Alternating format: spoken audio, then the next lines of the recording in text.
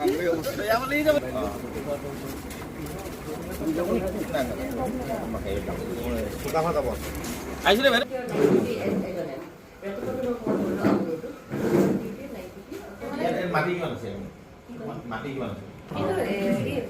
occupied by some other like Potter Society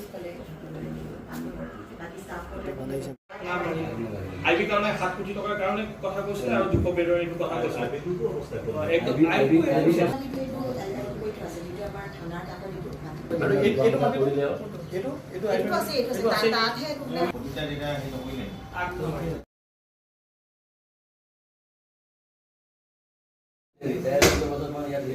বহুত দাম